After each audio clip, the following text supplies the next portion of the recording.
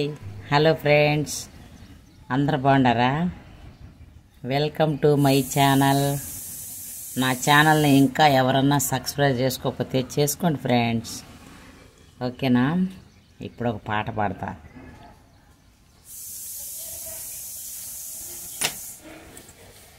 నీటి వాగుల కొరకు దుప్పి ఆశించునట్లు నీ కొరకు నా ప్రాణము దప్పిగొనుచున్నది. నా ప్రాణమా, నా సమస్తమా, ప్రభుని స్తుతించుమా.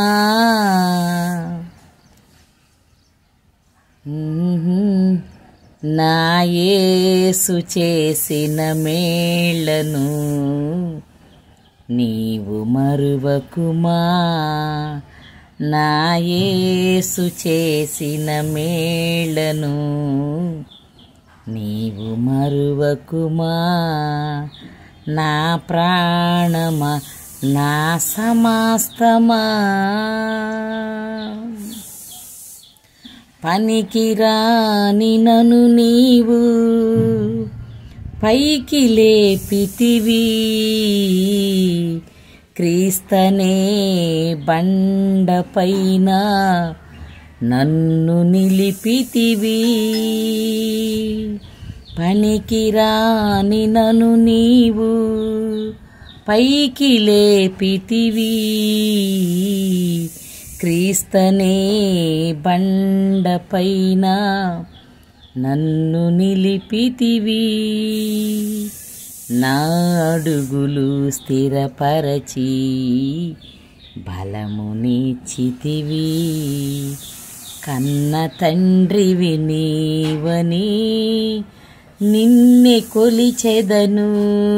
ఇలలో నిన్నే కొలిచెదను. నా ప్రాణమా, నా సమస్తమా, ప్రభుని స్తుతించుమా. నా యేసు చేసిన మేళ్లను నీవు మరువకుమా. నా యేసు చేసిన మేళ్లను నీవు మరువకుమా. నా ప్రాణమా, నా సమస్తమా.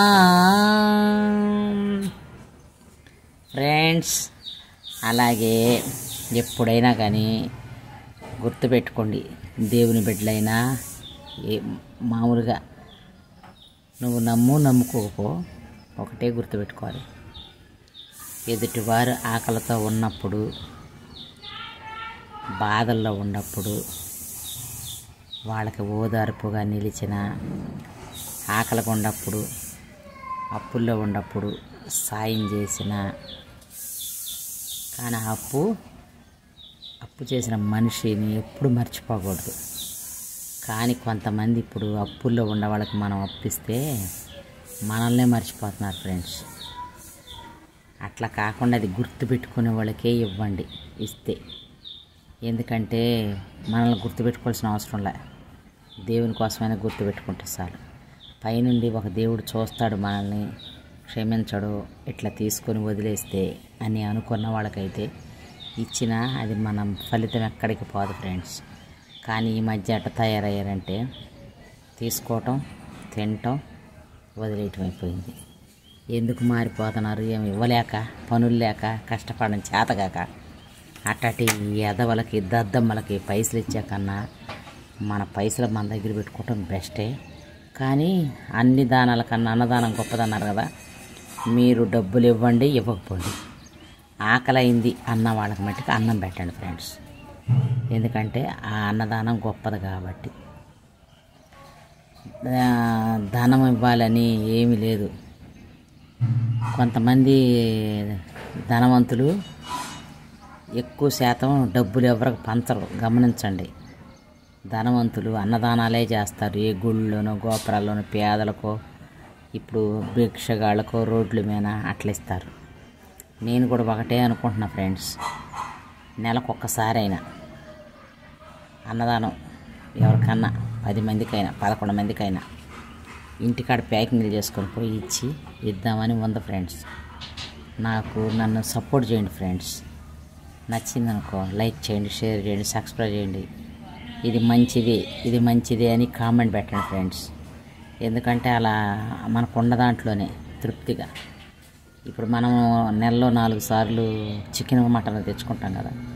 ఒక వారం తెచ్చుకోకపోయినా పర్వాలే, ఆ ఒక వారం తెచ్చుకొని మనం తినకుండా వాళ్ళకి పెట్టినా పర్వాలే. అలా అనిపిస్తుంది నా మనసు.